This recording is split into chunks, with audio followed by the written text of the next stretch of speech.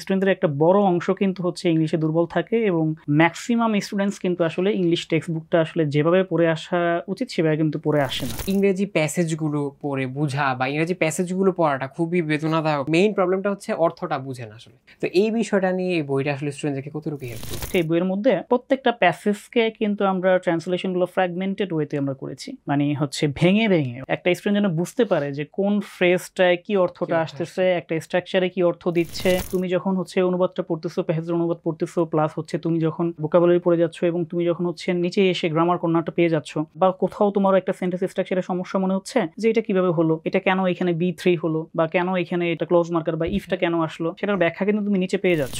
Student কিন্তু একটা word শুধু মুখস্থ করতেছে বা শিখতেছে, ব্যাপারটা এরকম না। সে কিন্তু ওই ওয়ার্ডের আসলে নাউন কি, অ্যাডজেক্টিভ কি, এটাকে অ্যাডভার্ব হিসেবে কিভাবে ব্যবহার করা যেতে পারে, এই চেঞ্জটা কিন্তু শিখতেছে। এটা যেমন তার হচ্ছে ফ্রি হ্যান্ড রাইটিংয়ে সে কাজে লাগাতে পারছে, প্লাস এটা কিন্তু তার অ্যাডমিশন লেভেলে বিশাল একটা উপকার করবে। ইংলিশে A+ পেতে চাই, আমার মনে হয় যে হচ্ছে ইংলিশ ফার্স্ট পেপারে A+ পাওয়ার জন্য আমাদের একাডেমিক টেক্সট প্যানাসিয়া যেভাবে তৈরি করা হয়েছে মোর দেন এনাফ। আসসালামু আলাইকুম রহমতুল্লাহ। সুপ্রিয় এইচএসসি এবং আলিম 26 ব্যাচের শিক্ষার্থীরা, তোমরা কেমন আছো? তোমাদের এইচএসসির ইংরেজি প্রথম পত্র বইয়ের নতুন সংস্করণে কিছু নতুন সংযোজন তোমরা ইতিমধ্যে লক্ষ্য করেছো। সেখানে আমরা দেখতে পেয়েছি কিছু নতুন লেসন এসেছে এবং রিডিং ফর প্লেজার নামে একটি পার্ট এসেছে। তো এই অংশগুলোকে খেয়াল রেখে তোমাদের এই বইটি যেন তোমরা আরও সহজভাবে এবং খুবই সুন্দরভাবে এই বইটির উপর প্রস্তুতি নিতে পারো, সেই লক্ষ্যকে মাথায় রেখে প্যানাসিয়া পাবলিকেশনস তোমাদের জন্য নিয়ে এসেছে টেক্সট প্যানাসিয়ার একাডেমিক ভার্সন। তো আজকে আমরা এই বইটির বিশেষ দিকগুলো নিয়ে কথা বলবো। তা আমাদের সাথে উপস্থিত আছেন প্যানাসিয়া পাবলিকেশনসের সব থেকে অভিজ্ঞ শিক্ষক, এবং আমরা তোমাদের যথার্থে জানিয়ে নিই যে এই বইটির আইডিয়া অথবা টেক্সট প্যানাসিয়া নামের যে বইটি আমরা এতদিন ধরে বাজারে দেখছি, এই বইটির আইডিয়া যার মাথা থেকে মূলত প্রথম এসেছে আমাদের জহির স্যার আমাদের সাথে উপস্থিত আছে। তো স্যার কেমন আছেন? আলহামদুলিল্লাহ ভালো আছি, তুমি কেমন আছো? তাহমি আলহামদুলিল্লাহ। স্যার কাছে আমরা আজকে প্রথম প্রশ্নটি করবো যে স্যার, আমরা ইতোপূর্বেই দেখে এসেছি যে টেক্সট প্যানাসিয়া কিন্তু সবসময় সবার হাতে হাতে থাকে, বা প্রতি বছর অ্যাডমিশন পরীক্ষার আগে আমরা দেখি টেক্সট প্যানাসিয়া একটা ক্রেজ চলে মার্কেটে, সবার হাতে বইটা পাওয়া যায়। কিন্তু এই বছর একদম নতুন করে একাডেমির জন্য আলাদা করে বের করা হলো বইটি। তো এর পিছনে আসলে স্যার মূল কারণটা কি? ধন্যবাদ তাহমিদ। তো একাডেমিক ভার্সন বের করার পেছনে মূল কারণ যদি আমি বলি, সেটা হচ্ছে যে আমি তো দীর্ঘদিন ধরে তুমি জানো যে হচ্ছে অ্যাডমিশনে পড়িয়ে আসছি। তো সেইখানে পড়াতে গিয়ে যে অভিজ্ঞতাটা, সেটা হচ্ছে যে স্টুডেন্টদের একটা বড় অংশ কিন্তু হচ্ছে ইংলিশে দুর্বল থাকে এবং বিশেষ করে যারা হচ্ছে বি ইউনিটে পরীক্ষা দেয় এবং হচ্ছে ঢাকা ইউনিভার্সিটি সহ জগন্নাথ ভার্সিটি সহ যেসব জায়গায় হচ্ছে টেক্সট রিলেটেড কোশ্চেনগুলো থাকে। হ্যাঁ, তুমি জানো যে এখন কিন্তু ঢাকা ইউনিভার্সিটিতে রিটেন আছে, জগন্নাথের রিটেন আছে, এবং রিটেন কিন্তু টোটালটাই হচ্ছে ইংলিশ ফার্স্ট পেপার বেসড হয়ে থাকে। তো আমি যেটা দেখলাম সেটা হচ্ছে যে মানে ম্যাক্সিমাম স্টুডেন্টস কিন্তু আসলে ইংলিশ টেক্সট বুকটা আসলে যেভাবে পড়ে আসা উচিত সেভাবে কিন্তু পড়ে আসে না। হ্যাঁ, এবং সেটা তো দূরে থাক যে অনেকে দেখা যায় যে হচ্ছে এইচএসসি পরীক্ষা দিয়ে পাশ করে ফেলছে এবং অনেকে জিপিএ 5 মানে A+ পেয়ে গেছে ইংলিশে, কিন্তু সে কিন্তু ইংলিশ টেক্সট বুকের ব্যাপারে ভালো ধারণা নাই। তো আমরা আসলে যেটা চাইলাম সেটা হচ্ছে যেন একটা স্টুডেন্ট যখন অ্যাডমিশন লেভেলে আসে তখন সে 3 থেকে 4 মাস সর্বোচ্চ সময় পায়, এবং অনেকেই কিন্তু এই সময়টা কিন্তু সে পর্যাপ্ত প্রিপারেশনের মানে সময়টা পায় না, বা হচ্ছে নিয়ে উঠতে পারে না, প্রিপারেশনটা নিতে পারে না। তো এই জন্য আমরা চিন্তা করলাম সেটা হচ্ছে আমরা যেহেতু বইটাও চেঞ্জ হয়েছে, প্রায় 22টা লেসন নতুন যুক্ত হয়েছে, এবং বইয়ের মধ্যে তুমি যেটা অলরেডি বলেছো যে একটা নতুন একটা পার্ট রিডিং ফর প্লেজারটা যুক্ত হয়েছে। তো যেহেতু একটা আমূল পরিবর্তন আসছে বইটায়, এই নতুন বইয়ে আরও বেশি সমস্যায় পড়বে স্টুডেন্টরা। তো এই জন্য আমরা চিন্তা করলাম যে আমরা একটা একাডেমিক ভার্সন বের করি, যেটা শুধুমাত্র এইচএসসি স্টুডেন্টদেরকে টার্গেট করে। এইচএসসি স্টুডেন্ট যারা আছে, আলিমের স্টুডেন্ট যারা আছে, তারা যেন হচ্ছে আসলে তাদের এই উচ্চ মাধ্যমিক পর্যায়ে থেকেই ইংলিশ ফার্স্ট পেপার বইটা আসলে কীভাবে পড়া উচিত সেভাবে যেন পড়ে আসে, এবং অ্যাডমিশন লেভেলে এসে তারা যেই সমস্যাগুলো ফেস করে সেই সমস্যাগুলো যেন আসলে কমে যায়, হ্রাস পায়। এটাই হচ্ছে কিন্তু আমাদের এই একাডেমিক ভার্সনটা বের করার মূল উদ্দেশ্য। অর্থাৎ আমরা চেয়েছি যে একটা স্টুডেন্ট যেই স্ট্রাগলটা করে ইংলিশ নিয়ে, সেই স্ট্রাগলটায় আমরা তার সহোদর হতে চেয়েছি, এবং অ্যাডমিশনে এসে যেই ডিফিকাল্টিস ফেস করে সেই ডিফিকাল্টিসটার লেভেলটা যেন অনেকটা কমে যায়, আসে। ঠিক আছে? আমরা আসলে সেটাকে চিন্তা করেই হচ্ছে একাডেমিক ভার্সনটা নিয়ে এসেছি। তো স্যারের কথার মাধ্যমে মোটা দাগে এই বিষয়গুলো কিন্তু আমরা বলতে পারি যে এই বইটি বের করার মূল কারণ হচ্ছে যেন স্টুডেন্টরা যেন এইচএসসি পরীক্ষায় বা আলিম পরীক্ষায় যে প্রস্তুতিটা নেওয়া দরকার ছিল এই বইটার জন্য, সেই প্রস্তুতিটা যেন সহজভাবে নিতে পারে। তার পাশাপাশি এইচএসসি পরীক্ষার পাশাপাশি অ্যাডমিশনে তারা যে বিশাল একটা মহাসমুদ্রের মধ্যে পড়ার একটা প্রবণতা থাকে তাদের মাঝে আগে না পড়ার কারণে, সেই বিষয়টা যেন কমে আসে। এই দুটো কারণকে মাথায় রেখে কিন্তু আমাদের এই বইটির তৈরি করার মূল কারণ। তো তার পরবর্তী প্রশ্ন আমরা স্যারের কাছে চলে যাব। তো স্যার, সাধারণত আমরা যেটা দেখে থাকি যে আমাদের জেনারেল লাইন থেকে স্টুডেন্টরা বা এইচএসসি লাইন থেকে যে পড়াশোনাটা করে থাকে বা স্টুডেন্টরা, শিক্ষার্থীদের মাঝখানে এই যে ইংরেজি প্যাসেজগুলো পড়ে বোঝা বা ইংরেজি প্যাসেজগুলো পড়াটা খুবই বেদনাদায়ক, বা আমরা দেখে এসেছি স্টুডেন্টরা খুবই বিরক্ত হয় এই বিষয়টা, যে আসলে অনেকে মানে এটার মেইন প্রবলেমটা হচ্ছে অর্থটা বুঝে না আসলে এই জায়গাটায়, আমরা যেটা দেখেছি এতদিন ধরে। তো এই বিষয়টা নিয়ে এই বইটা আসলে স্টুডেন্টদেরকে কতটুকু হেল্প করবে? আচ্ছা, তো তুমি যেটা বললা সেটা হচ্ছে আসলে সত্যি যে স্টুডেন্টদের একটা বড় অংশ কিন্তু প্যাসেজ পড়েও না, হ্যাঁ, ঠিক আছে? ওরা জাস্ট মডেল টেস্টগুলো সলভ করে, হ্যাঁ। কিন্তু একটা বইয়ে এতগুলো প্যাসেজ দিল, এতগুলো গল্প দিল, ঠিক আছে? আসলে শুধু শুধুই কি দিল? হ্যাঁ, এই যে এই থিমটা আসলে আমরা চেষ্টা করেছি আমাদের বইয়ের মধ্যে ওদের স্টুডেন্টদেরকে আসলে মেসেজটা পৌঁছানোর জন্য যে আসলে তোমাকে পড়তে হবে, ঠিক আছে? এই না পড়ার কারণেই কিন্তু আসলে দেখা যায় যে ওদের ল্যাকিংসটা থেকে যায়, বেসিকটা কিন্তু ওরা স্ট্রং করে আসতে পারে না। তো আমরা যেটা করেছি সেটা হচ্ছে এই বইয়ের মধ্যে প্রত্যেকটা প্যাসেজকে কিন্তু আমরা ট্রান্সলেশনগুলো ফ্র্যাগমেন্টেড ওয়েতে আমরা করেছি, মানে হচ্ছে ভেঙে ভেঙে, অর্থাৎ একটা স্টুডেন্ট যেন বুঝতে পারে যে কোন ফ্রেজটায় কী অর্থটা আসতেছে, একটা স্ট্রাকচারে কী অর্থ দিচ্ছে, এবং সে যখন এই ট্রান্সলেশনটাকে ধরতে পারবে তখন কিন্তু সে নিজেও হচ্ছে এইভাবে ইংরেজি বাক্য তৈরি করতে পারবে। এবং এটা কিন্তু তার শুধুমাত্র ওই যে প্যাসেজটা সে বুঝতে পারলো ব্যাপারটা এরকম না, সে কিন্তু প্যাসেজটা বোঝার মাধ্যমে সে কিন্তু আসলে ওই লেভেলে ওই রকম ইংরেজি বাক্য কীভাবে তৈরি করা যেতে পারে ওটা কিন্তু সে ইমিটেট করা শিখে ফেললো, ঠিক আছে? তো এই জন্য আমরা হচ্ছে প্রত্যেকটা প্যাসেজেরই হচ্ছে আমরা আসলে ফ্র্যাগমেন্টেড, মানে ভেঙে ভেঙে ট্রান্সলেশনগুলো দিয়েছি যাতে স্টুডেন্টরা খুব সহজে এগুলো পড়ে বুঝতে পারে, এবং সেটার প্যাসেজ থেকে সম্ভাব্য কী ধরনের কোশ্চেন হতে পারে, এইচএসসি লেভেলে কী ধরনের কোশ্চেন হতে পারে, সেই কোশ্চেনের সমাহার কিন্তু আমরা প্রত্যেকটা প্যাসেজের নিচেই কিন্তু আমরা রেখেছি, যাতে করে একটা স্টুডেন্ট যখন ওই প্যাসেজটা পড়বে সে বুঝে পড়লো সে, এবং হচ্ছে পরবর্তীতে প্যাসেজের নিচে কিন্তু সে হচ্ছে সম্ভাব্য কোশ্চেনগুলো কিন্তু সে সলভ করে ফেললো, ঠিক আছে? এবং সেই সলভ করতে গেলে কিন্তু আমরা এমনভাবে হচ্ছে আসলে প্যাসেজটাকে রেখেছি বাংলা অনুবাদ সহ, একটা স্টুডেন্ট যখন বুঝে পড়বে তখন কিন্তু সে আসলে নিচে যে কোশ্চেন্সগুলো আছে এমসিকিউ কোশ্চেন্স, ওইখানে কিন্তু সে প্রায় মোর দ্যান 80% কোশ্চেন কিন্তু নিজেই সলভ করতে পারবে, তার উত্তর কিন্তু দেখতে হবে না। স্যার, প্যাসেজের পাশাপাশি কিন্তু প্যাসেজের সংক্রান্ত যে ভোকাবুলারিগুলো আছে এই বিষয়গুলো নিয়ে কিন্তু স্টুডেন্টদের মাঝখানে আমরা খুব বড় রকমের একটা ভয় দেখি, তারা খুব ভয় পায় ভোকাবুলারি বিষয়টা নিয়ে। এবং বাজারে প্রচলিত যে বইগুলো আছে ভোকাবুলারির উপর, দেখা যায় যে পুরো সবগুলো প্যাসেজের ভোকাবুলারি একসাথে সিরিয়ালে দেয়া। তো এরকম গতানুগতিক ডিকশনারি স্টাইলের ভোকাবুলারি কিন্তু আমরা সবাই দেখে আসছি এবং স্টুডেন্টরাও দেখতেছে, এবং এই কারণে একটা ভয় তৈরি হয়, মানে ভোকাবুলারি পড়ার উপর একটা বিতৃষ্ণা তৈরি হয়, মনে রাখতে পারে না, এই ভয়টা তৈরি হয়। তো এই বইতে ভোকাবুলারির বিষয়টা কি এক্সট্রাভাবে কোনো গুরুত্ব দেওয়া হয়েছে কিনা? আচ্ছা দেখো তাহমিদ, স্টুডেন্টদের আসলে ভোকাবুলারি নিয়ে একটা সমস্যা থাকে, এটা সত্যি। হ্যাঁ, এখন এই সমস্যা আসলে সমাধানও কিন্তু আসলে খুব যে তাড়াতাড়ি হবে বাট এরকম না, এখন সমস্যার সমাধানটা হয় না কেন? কারণ স্টুডেন্ট তুমি যেটা বললা ডিকশনারি ওয়াইজ হচ্ছে ভোকাবুলারি শিখে।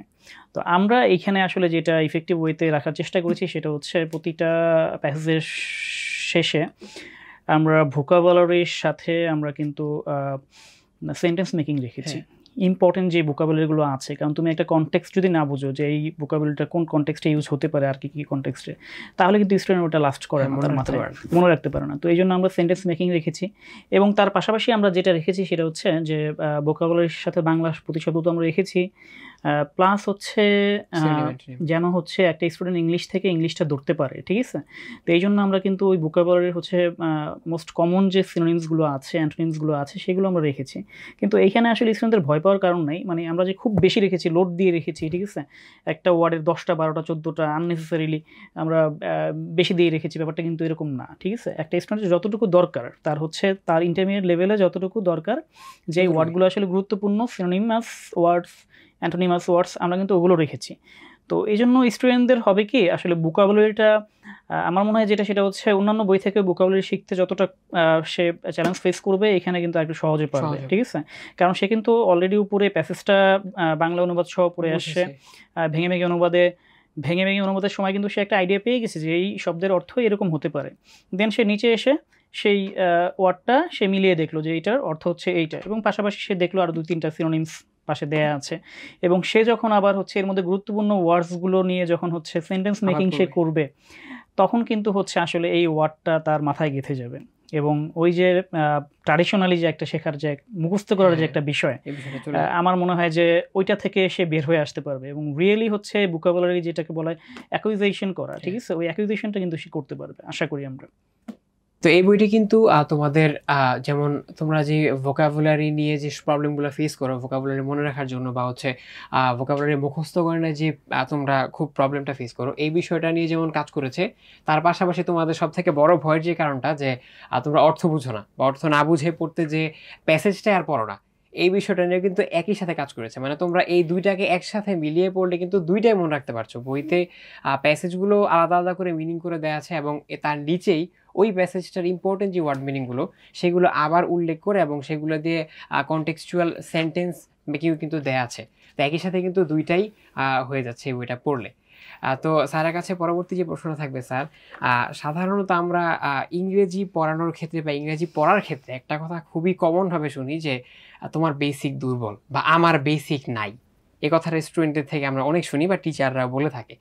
আসলে এই যে বেসিকের যে ব্যাপারটা ইংরেজির, এই বিষয়টা নিয়ে বইটাতে কোনো আলাদা কোনো কিছু সংযোজন বা বিয়োজন হয়েছে কিনা? আচ্ছা, তুমি মোস্ট কমন একটা টপিক বলেছো যে ইংলিশ টিচিং এর ক্ষেত্রে, লার্নিং এর ক্ষেত্রে এই কথাটা কিন্তু খুবই কমন।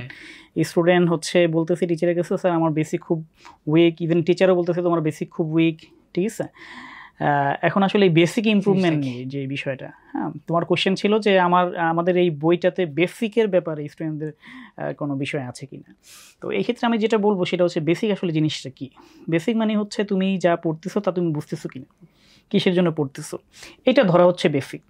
তো আমরা কিন্তু এই থিমটাকে মাথায় রেখেই বইটাকে সাজিয়েছি, এবং এই জন্য কিন্তু যারা শিক্ষার্থী আছো, তোমরা এইচএসসি শিক্ষার্থী যারা আছো, তোমরা যারা বইটা সংগ্রহ করেছো, তারা দেখবে যে বইটাতে কিন্তু একটা পার্ট দেয়া আছে প্রতিটা প্যাসেজের নিচে, সেটা হচ্ছে গ্রামার কর্নার। তো আমরা কিন্তু ওই জায়গাটায় আসলে একটা প্যাসেজের যে হচ্ছে মূল পয়েন্ট যেখানে আছে, যেখানে আসলে যেই গ্রামার পয়েন্টগুলো তোমার জানা দরকার, আমরা আমাদের অভিজ্ঞতা থেকে যেটা বুঝেছি যে হয়তো তুমি জানো না, আমরা কিন্তু ওই গ্রামার পয়েন্টগুলো হচ্ছে বিস্তারিত ওইখানে আলোচনা করেছি যে এই স্ট্রাকচারটা দিয়ে আসলে কীভাবে সেন্টেন্স লেখা হয়, এই স্ট্রাকচারটা দিয়ে কী বোঝানো হচ্ছে। তো এটা কিন্তু আসলে তুমি যখন হচ্ছে অনুবাদটা পড়তেছো, প্যাসেজের অনুবাদ পড়তেছো, প্লাস হচ্ছে তুমি যখন ভোকাবুলারি পড়ে যাচ্ছ, এবং তুমি যখন হচ্ছে নিচে এসে গ্রামার কর্নারটা পেয়ে যাচ্ছ, বা কোথাও তোমার একটা সেন্টেন্স স্ট্রাকচারের সমস্যা মনে হচ্ছে যে এটা কীভাবে হলো, এটা কেন এখানে B3 হলো, বা কেন এখানে এটা একটা ক্লোজ মার্কার বা ইফটা কেন আসলো, সেটার ব্যাখ্যা কিন্তু তুমি নিচে পেয়ে যাচ্ছ। তো এই গ্রামার কর্নারটা যখন তুমি হচ্ছে পড়বে, এটা কিন্তু খুব সহজভাবে আমরা করেছি, যাতে একটা স্টুডেন্ট হচ্ছে খুব অ্যাভারেজ বা বিলো অ্যাভারেজ লেভেলের একটা স্টুডেন্ট যে খুব উইক, সেও কিন্তু এটা পড়ে বুঝতে পারবে। এবং সে যখন এই গ্রামার কর্নারটা পড়বে, গ্রামার কর্নারের পাশাপাশি কিন্তু আমরা টেক্সটের কিছু কিছু জায়গায়, প্যাসেজের কিছু কিছু জায়গায় ইডিয়ামস অ্যান্ড ফ্রেজ ইউজ করা হয়েছে, অ্যাপ্রোপ্রিয়েট প্রিপোজিশন ইউজ করা হয়েছে, সেটা কিন্তু আমরা আলাদা সেগমেন্টে রেখেছি। স্টুডেন্ট কিন্তু বুঝে যাবে যে হ্যাঁ, এটা তাহলে একটা ইডিয়ামস অ্যান্ড ফ্রেজ, এটা একটা অ্যাপ্রোপ্রিয়েট প্রিপোজিশন, এবং এটা তাহলে এই গ্রামার, ঠিক আছে?